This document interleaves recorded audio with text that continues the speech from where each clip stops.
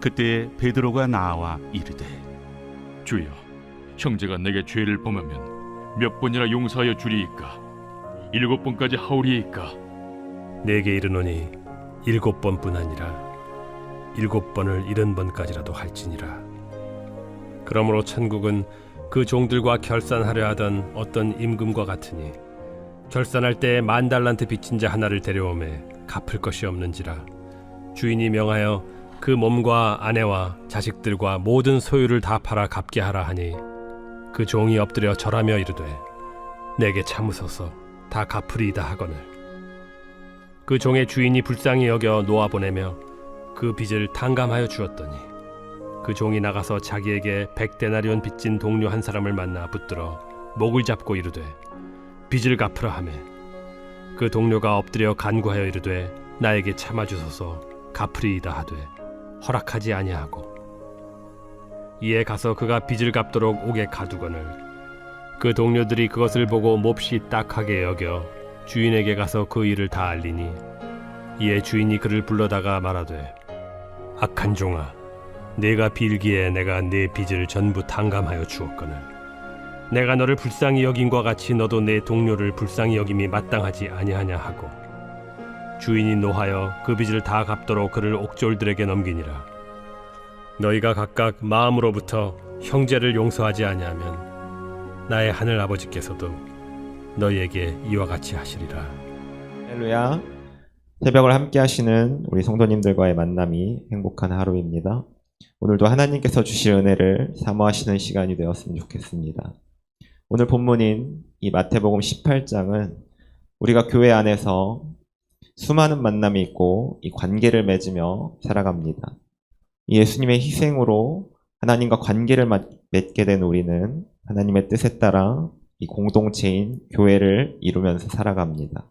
그러면서 교회 안에서도 다양한 사람들을 접하게 되면서 서로 다른 차이를 보게 됩니다. 그런 차이 가운데 이 마태복음 18장은 이 제자들의 질문으로 시작되는데 천국에서 누가 큰 자이니까로 질문하고 있습니다. 이 질문은 우리에게도 매우 궁금한 질문 중에 하나입니다. 예수님께서는 천국의 상급을 쌓으라고 말씀하셨고 그 상급이 우리에게 어떻게 이루어질지는 그 누구도 알 수가 없습니다. 하지만 오늘 본문에서 이 제자들의 질문과 같이 예수님께서는 우리에게 말씀해 주고 계십니다. 가장 먼저는 이 1절부터 4절까지 이 어린아이의 겸손을 말씀하고 계십니다. 즉 누가 큰 자라고 하는 질문에 한없이 자기를 낮추는 겸손을 말씀하고 계십니다. 이 세상의 기준은 한없이 높은 자리에까지 올라가려고 하고 그렇지만 예수님은 반대로 나를 낮추라고 말씀하십니다. 이 땅에서 나를 높이고자 하는 마음이 드는 건 당연한 마음입니다. 우리의 죄가 어디로부터 시작되었는지를 우리가 상기시켜 본다면 나의 죄의 시작은 하나님과 같이 되려고 하는 마음, 즉 하나님과 같이 높아지려고 하는 마음에서부터 시작되었습니다. 따라서 우리가 나를 낮추고 낮은 자리에 위치하고자 하는 마음을 가지고 공동체를 섬기라고 하는 마음을 가지라는 것입니다. 그 다음 5절부터 9절까지는 이 공동체를 시험 들게 하지 말라고 경고하고 계십니다. 이 공동체 안에서 이 말로 계속해서 다른 사람들을 찌르는 사람들이 있습니다. 계속해서 자기만을 주장하고 다른 사람의 의견을 묵살하는 사람이 있습니다.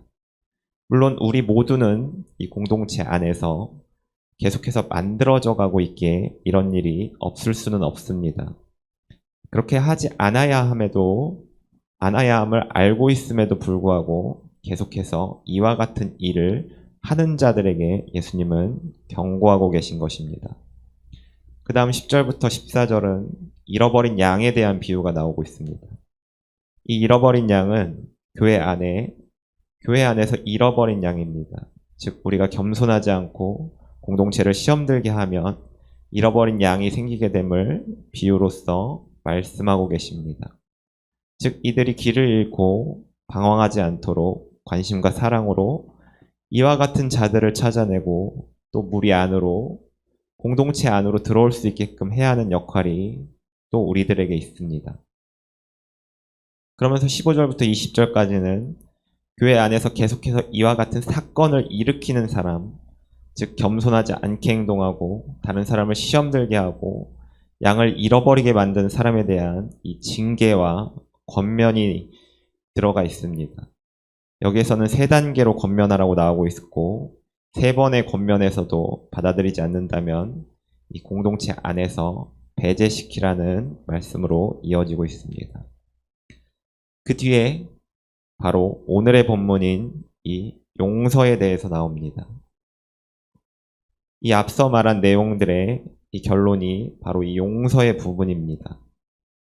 그만큼 용서가 이 하나님 나라에서 살아가는 우리들에게는 아주 중요한 부분입니다. 21절 베드로는 질문합니다. 이 질문을 살펴보면 베드로는 7번까지 용서하면 되는지를 물어보고 있습니다. 이는 당시 이 시대의 유대인 랍비들은 이 3번까지를 이 용서의 한계로 보고 있습니다. 그래서 이를 알았던 베드로는 이보다 더 많은 숫자의 용서를 이 한계로 설정하면서 예수님의 이 칭찬을 들을 목적을 가지고 있었습니다. 하지만 예수님께서는 이 생각을 깨트리시면서 7번을 70번까지도 용서해야 할 것을 말씀하고 계십니다. 이걸 숫자적으로 받아들여도 이 정도까지 용서할 만한 관계는 없다고 보입니다. 하지만 예수님은 이를 넘어서 제한 없이 용서할 것을 우리에게 요구하고 계십니다. 그러면서 비유를 들어주시는데 이 비유는 1만 달란트 빚진 자 비유입니다. 이 비유는 우리에게도 쉽게 이해할 수 있는 비유입니다. 이 비유 속에서 내가 하나님께 받은 용서의 크기와 내가 그럼에도 용서하지 않았음을 이해하게 되고 본문 마지막 35절의 말씀은 나의 행동을 더욱 촉구합니다. 마음으로부터 형제를 용서하지 아니하면 나의 하늘 아버지께서도 너희에게 이와 같이 하시리라. 즉 하나님께서 우리를 용서하신 것 같이 행동하지 않는다면 하나님께서도 동일하게 용서하지 않겠다고 하시는 것입니다. 이는 굉장히 충격적인 말씀 중에 하나입니다. 내가 하는 용서를 보시고 그 용서가 하나님께서 우리의 죄를 용서하신 것과 같이 하지 않는다면 우리에게 주어진 용서가 없어질 것을 의미하고 있습니다. 하지만 이 용서는 굉장히 어렵습니다. 여러분들 마음속에 내가 이름만 생각해도 화가 치밀어 오는 사람이 있습니까? 나의 돈을 떼먹고 간 그 사람이 있습니까? 계속해서 나의 마음을 헤집어 놓는 시어머니가 있고 아니면 나에게 끊임없이 고통을 주고 있는 사람이 있습니까? 그냥 말만 해도 얄미운 사람들이 여러분들 곁에 존재하고 있습니까? 내가 예수님을 믿는데 예수님께서 나를 사랑해 주셔서 나를 한없이 용서해 주심을 알고 있지만 그럼에도 내가 살아가면서 정말 이 사람은 용서하기 어려운 상대가 있습니까? 저도 물론 있습니다. 계속해서 내 마음에 걸림이 있는 사람이 분명히 있습니다. 제 이야기를 조금 해볼까 합니다. 저는 이혼 가정에서 자랐습니다. 저희 친부모님들은 제가 7살 때 따로 떨어져서 살기 시작하셨고 원래는 공주에서 살았지만 따로 떨어지게 살게 되면서 이 대전으로 와서 살고 지금까지도 저는 이렇게 대전에서 살고 있습니다. 이 친아버지의 이 폭력적인 행동으로 인해 제 어머니는 저와 제 형을 지키고자 하는 마음으로 따로 떨어져서 나오게 되었고 그리고 저의 어머니는 제가 13살 때 재혼을 하시게 되었습니다. 저는 제가 너무 어릴 때 기억이라 제가 그렇게 크게 느끼지 못하고 산다고 생각했었습니다. 그냥 기억에 없는 이 아버지라는 존재가 나에게 아무렇지 않다고 생각했었습니다. 하지만 제가 하나님을 만나고 제가 하나님 앞에 기도하게 되면서 이 친아버지에 대한 분노와 원망의 감정이 그 누구보다 큼을 알게 되었습니다. 정말 내 감정을 주체할 수 없을 정도로 이 폭탄처럼 쏟아져 나올 때 저는 그저 기도할 수밖에 없었고, 이것이 한두 번, 몇 번의 기도로 그치는 것이 아닌 나의 이 친아버지를 용서하기 위해서 계속해서 거의 1년이 넘는 시간 동안 기도해야만 했었습니다. 사랑하는 성도님들, 용서는 그저 한 번의 말로 끝나지 않습니다. 그래. 내가 용서했어. 이렇게 끝나고 지나가 버리는 일이 아닙니다. 용서는 나를 아프게 한 상대방에 대한 생각이 떠오를 때마다 용서해야 합니다. 이는 절대 한두 번으로 끝나지 않습니다. 나를 몇 년이고 올가매왔던 이 아픔과 고통은 계속해서 나의 감정을 건드립니다. 나의 감정을 후벼 파내고 상처를 드러내면 드러낼수록 더 아프지만 그럼에도 내가 해야 합니다. 그래야만 하나님의 빛이 나의 상처 가운데 깊숙하게 들어오셔서 이 나의 마음속을 조명해 주십니다. 이 과정이 정말 오랜 시간이 걸림에도 해야 하는 이유는 이 과정을 통해서 나와 하나님과의 관계가 더 깊어지게 됩니다. 내가 용서하지 않는 동안 하나님과 나의 관계는 단절됩니다. 하나님께 기도할 때 내가 기도해야 할 내용이 아닌 내가 용서해야 할 대상이 먼저 떠오르는 이유는 이것이 먼저 해결되어야 내가 하나님께 올라가는 기도의 파이프가 뚫리기 때문입니다. 내가 용서를 거절할 때 하나님께서 나에게 주시는 이 말씀들도 단절됩니다. 즉 하나님께서 나에게 주시고자 하는 모든 선한 것들이 바로 이 용서하지 않음으로 주어지지 않게 됩니다. 이는 마치 감옥에 갇힌 것과 같이 나를 고문하는 것과 같습니다. 누구도 그 감옥에 있으라고 말하지 않았고 누구도 잠금 장치를 해놓지 않았지만 나 스스로 그 감옥에 들어가서 나는 절대 용서할 수 없어 라고 외치는 것과 같습니다. 오늘 본문 34절에 옥졸들에게 넘겨준다고 나오고 있는데 이 옥졸들은 바로 고문하는 사람들이었습니다. 즉 이들에게 넘겨진다고 하는 의미는 계속해서 용서할 대상에 대한 분노의 감정에 휩싸여서 살아가게 됨을 의미합니다. 사랑하는 성도님들, 이때 우리는 어떻게 행동해야 합니까? 바로 내가 받은 것에 주목해야 합니다.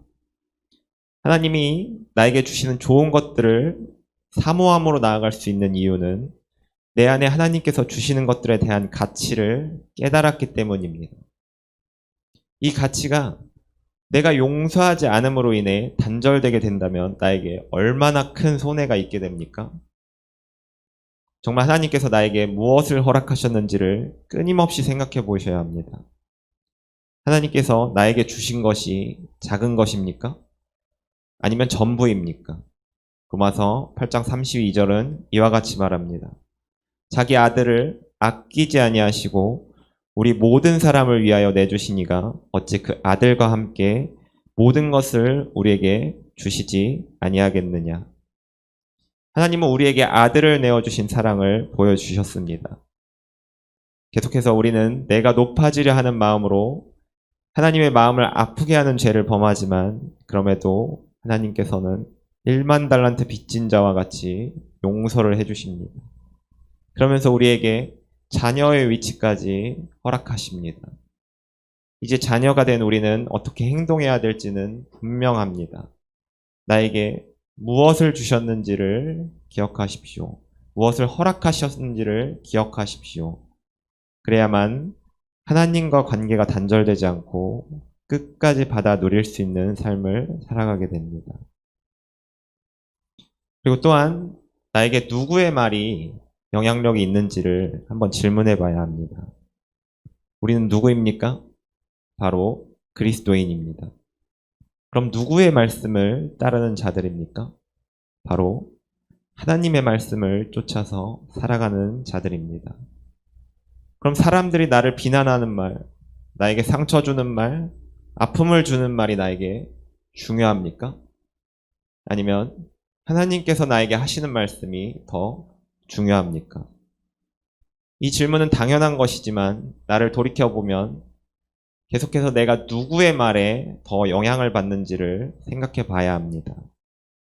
내가 용서하지 못한다는 이유는 하나님께서 주시는 말씀보다 다른 사람의 말을 더 비중 있게 생각한다는 말과 똑같습니다.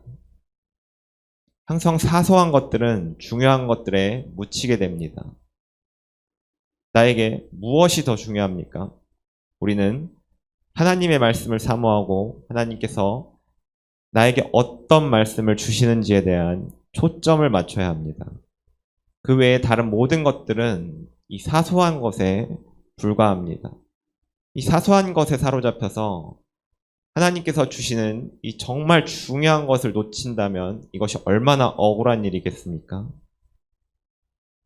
로마서 12장 18절에서 21절 할 수 있거든 너희로서는 모든 사람과 더불어 화목하라. 내 사랑하는 자들아 너희가 친히 원수를 갚지 말고 하나님의 진노하심에 맡기라. 기록되었을 때 원수 갚는 것이 내게 있으니 내가 갚으리라고 주께서 말씀하시니라. 내 원수가 줄이거든 먹이고 목마르거든 마시게 하라. 그리함으로 내가 숯불을 그 머리에 쌓아 놓으리라. 악에게 지지 말고 선으로 악을 이기라. 이제 그만 용서하십시오. 이제 더 이상 악에게 지지 말고 선으로 악을 이겨내십시오. 예수 그리스도를 힘입어 더 이상 나를 고통스럽게 하는 그 사람을 불쌍히 여기십시오. 그러므로 진정한 하나님의 용서를 경험하게 되시기를 축복합니다. 기도하겠습니다. 이제 하나님께서 나에게 무엇을 주셨는지를 더욱 집중하게 하여 주옵소서. 또한 나에게 하나님의 말씀만을 바라보게 하시며 내 마음속에서 이 주님의 빛이 비추사 나로 용서할 수 없지만 주님의 사랑으로 가능하게 하옵소서. 악에게 지지 말고 선으로 악을 이겨낼 수 있도록 도와주옵소서. 이 모든 것 예수님 이름으로 기도합니다. 아멘.